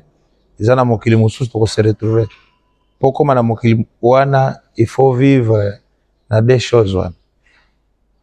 Première chose, purification, ko inviter ba problème nyonso mona na mokili oyo. Kotondisa mape na bolingo. Sanctification, koyeba koboya kote souffle de vie. Message du prophète aye nango yango. So bat nyonso ba comprendre yango et puis bo tikala jamais komona bato bazoswana na balabala. Naza ma contact lelo na ba question na bino, bato mosusu tamba mona lelo na mokili ba kanisa ka église moko yo kocho yembi, bato wana batanga ka Bible te, même bino moko pendeng bozana bozoka mwandeng bozomona Bible ezotanga. Ouais, bozoka mande Bible ezotanga. On a relaxé que awa boye bezali connaissance ezali on a relaxé ba na nzambe po milimu na bango ebika. Moussa Babakana Moussa Kola Lobby responsable. Merci. Ndenge responsable à lobby. La purification est le fait que motazo ça l'effort. Ya kolongwa na kati ya souillure oignon so eza nzoto. Péché blora mike wana. Mais la sanctification c'est un état de sainteté. Où ils ont rapproché moto directement dans Nzambe. Des ressources sur le bas. Donc, na le bas terre bloc en anyonso. Parce que ça fait partie à la base où ils ont rapproché dans le royaume de cieux. Parce que dans le royaume de cieux, on ne peut pas entrer si on n'est pas sanctifié. Parce que c'est un royaume saint où ils ont rassemblé baboula minayao. Donc, on a au commun de bicycle, on a faux les canapés étapes, il y a purification, la sanctification. Oui. Alors, mon Selon Baksa. Bon, Nandenge, merci beaucoup, Nekopegi.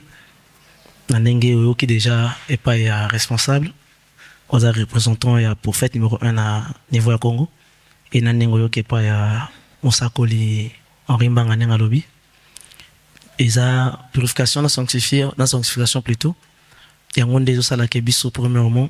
Tous à la dimension ya kokoma likolo na molimo et to bakisaka pe ba base na côté de la divinité parce que na moto ozo sambela nzambe soki aza pureté et soki aza santé azana difficulté azana connexion na nzambe parce que pour se connecter na nzambe il faut ba vertu mi baleur na zana katia mosambeli afin que moto azana facilité et azala en contact na nzambe na. Je crois pour la purification de Rosangon dans Mokanda Jean 2 le verset 6 Togotanga na koma Jésus-Christ de Nazareth. Amen. Or il avait là 6 vases de pierre destinés aux purifications des Juifs et contenant chacun d'eux aux 3 mesures.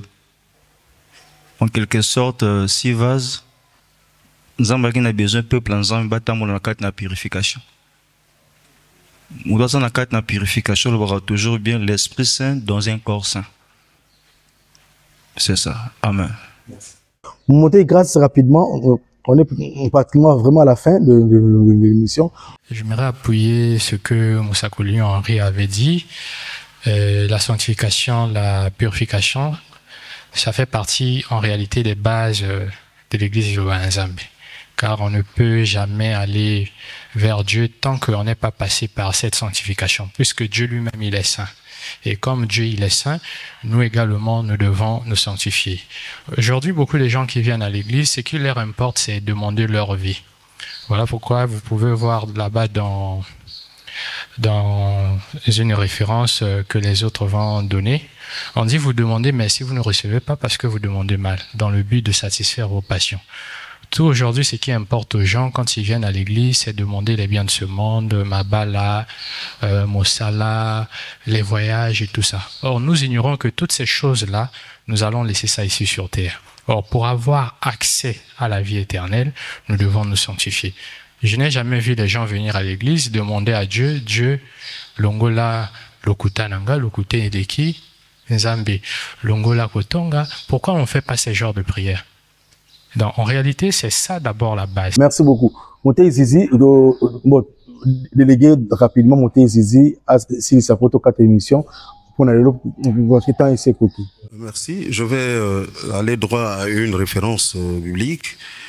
Jacques chapitre 1er, le verset 27, que nous lisons au nom du Seigneur Jésus-Christ de Nazareth.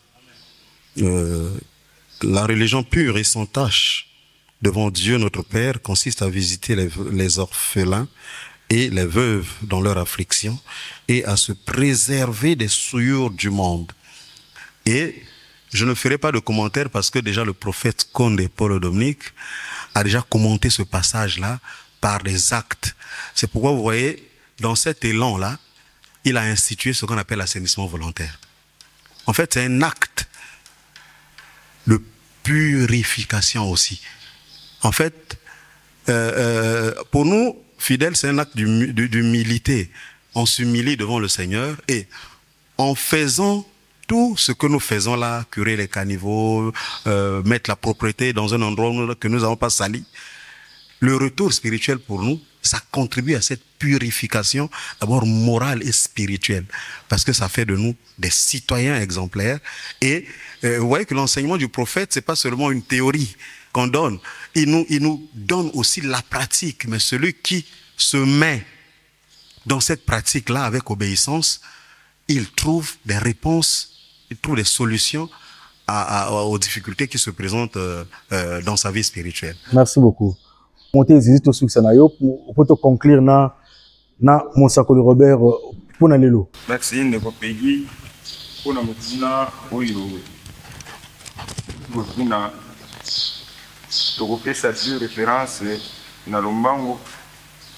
La première des références vous dans Hébreux chapitre 12 le verset 14. Nous lisons les Écritures saintes au nom de notre Seigneur Jésus-Christ de Nazareth. Amen. Recherchez la paix avec tous et la sanctification, sans laquelle personne ne verra le Seigneur. Il est enseigné pas seulement Nabal, mais parmi les 4 êtres de Nanyama, Nambis, Penandek. Parce que Zali, les cigares où ils seigneurs Nzambe avant. C'est-à-dire que vous avez besoin de la ville Nzambe. D'abord, il y a les 4 êtres vivants. Mais quand on est loin dans Kolo, il s'engage le Kimia. Batunyo, c'est pas vous avez 4 villes dans l'Apocalypse chapitre 21, le verset 27. Apocalypse de Jean, chapitre 21, le verset 27. Parce qu'on parlait sur la nouvelle Jérusalem. Nous lisons les Écritures saintes au nom de notre Seigneur Jésus-Christ de Nazareth. Il n'entrera chez elle rien d'essuyé, ni personne qui se livre à l'abomination et au mensonge. Il n'entrera que ceux qui sont écrits dans les livres de vie de l'agneau. Quand tu as vu les Ankolo, on va au bazar livré na abomination te au bazar pe na lokuta te mais bato oyo bakomami na livre de vie de l'année, c'est-à-dire suite au vandi kati na nimba oyo si bato nyonso ozomona awa ezali bato oyo bakomona bango ekomami kati na livre de l'agneau. C'est pour bomoni ke nyonso biso tolobi awa ezali na oyo ekokosa motu te mais opesa bato bosolo po bomoi. Amen. Alors, toko banako sala ben mission chaque fois avec thème to préparé parce que liloba eza na enseignement oyo toko si il s'agit de journée mobimba mais nangolu nzambe à travers motina minaye l'homme de Dieu secondaire spirituel prophète connaît pour Dominique tu vas avoir occasion et il y a besoin ngana bino ba enseignement ndamu po retenir kango Mosakoli Robert tokumi na suka toki ko retenir nini dans son ensemble na les solo to solo lilelo na enseignement qui toko bo enseigner libota na nzambe libota na nkolo à travers mon peuple l'homme de Dieu secondaire spirituel prophète connaît pour Dominique. Na lelo na ko remercier d'abord bino bande ko na biso ba journaliste bo pesi biso occasion. Merci. Ya ko loba na ba bitando ike po to faciliter bande ko nyonso baza par-ci par-là. Okay. Ensemble merci d'abord na ndenge bo disposer kita. Merci. Mais oyo liloba suka toza na ngweza ke bato nyonso bakoza occasion soit chance ya ko landa émission baza bato liloba gloire à Dieu. Mais bo ba ko mona yango basambela na liloba te. Na ko accompagner na référence moko biblique on ba yeba rôle ni ba ko jouer.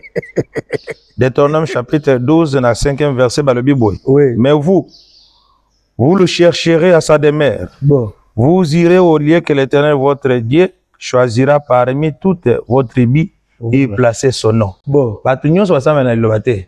Ba lukasko bisika demeure na Nzambe ozala. Bisika Nzambe yemo ko aponi a kombo na kombo on va découvrir ngo lelo.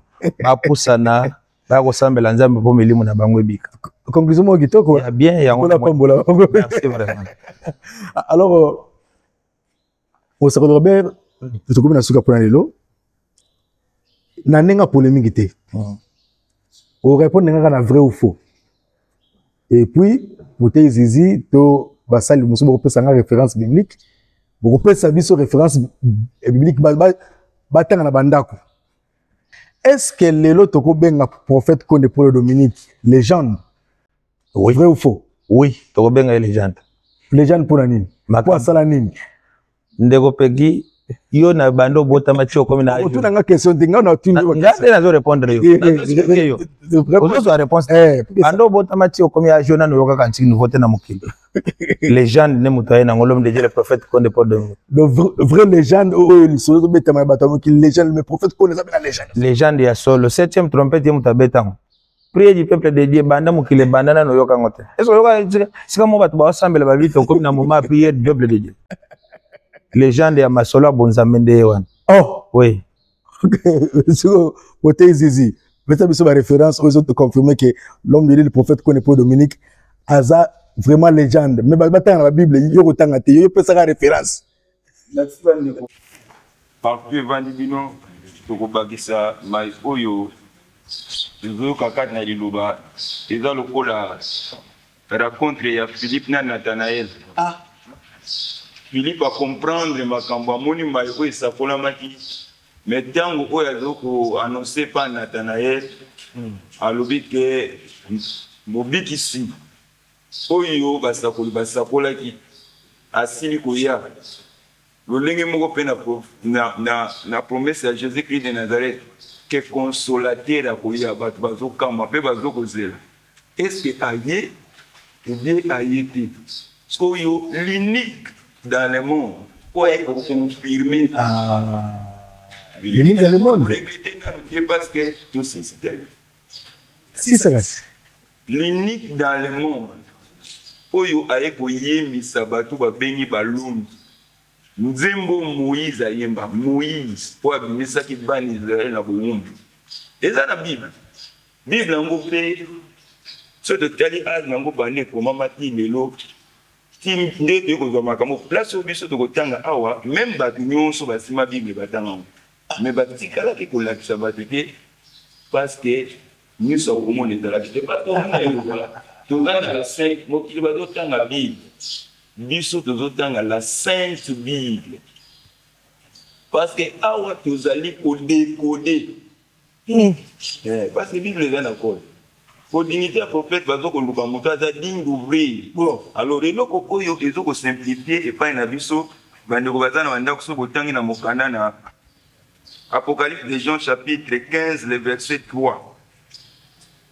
Et il chante les cantiques de Moïse, le serviteur de Dieu, et les cantiques de l'agneau en disant, tes œuvres sont grandes et admirables, ô Seigneur, Dieu tout-puissant, tes voix sont justes et véritables. Est-ce que tu peux me la Isala na yo minele Bena oka mati polo zambe Mosina ya nyonso Dela yo seso Bena solo Yahweh nangu ya nyonso Yomoko zali mosantu Emabota nyonso Bakuya kusambela Iboso na yo Kakelita na yo Sembo Isili komoni sama Yahweh nangu ya nyonso Les hommes continue Imokonzi na maboka ni Komemisa yo Golo ni Yahweh Kumisa yo Golo Nzembo oyo yemi a libérateur ya Israël Moïse da yimba yango yemoko. Et puis chose étonnante, même Josué a yemba te. Même Caleb.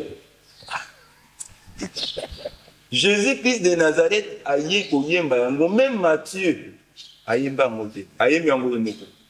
Mais l'homme de Dieu, le prophète qu'on ne peut le donner, avec on a son nzembo Moïse a yemba premier couplet bon nzembo oyo Jésus a yemba deuxième couplet skoyo ye a skoyo kozipa sko nzungu ya dalo kola couvercle ya nzungu sko kolia na kolia et couvercle se faisait pas et monsieur Sili Wasakolo Roberto Silisi bo makambo to suka wati boza na posa boyoka tika boyoka to comme vraiment na suka bande ko nanga en tout cas yango ndeko journaliste eloko moko ne ozotuna sur l'homme de Dieu ndenge omoni biso nyonso ne to vandi a une chose étonnante ndenge euto loba na monoko ya musakoli ne to vandi boye to mona ka pays ezali. Chaque pays est à la hymne. eza na hymne wana soki eyembami nde mokili nde bakoyeba ke oyo eza pays boye oyo eza pays boye oyo eza pays boye so Jésus-Christ de Nazareth est la promettre de ce royaume de sûr. Il faut tokota na mboka yango so ezalaka na hymne omusakola koloba donc hymne mpe kuna likolo mpe tokana hymne ya lola mosakoli Robert yango dimension ya spiritualité bomema biso wapi donc kuna likolo na lola mpe bazala na hymne ezali moi tokende nango nyonso totanga yango lelo eza te mpo na temps déjà oyo tolobi eza ebele bandeko baprofite na yango tokomi na suka prochainement tokolobela hymne nanga ya likolo hymne national ya lola tokolobela yango et puis mosakoli Robert otiki biso na suspense ya koboya kopesa biso identité spirituelle ya prophète Konde Paul Dominique prochainement tokozongela yango et chaque émission soki nkolo epesi biso temps tobanda koya topartage na bandeko et tokolobela étape par étape pour bandeko nyonso bazwa enseignement tokolobela liturgie tokolobela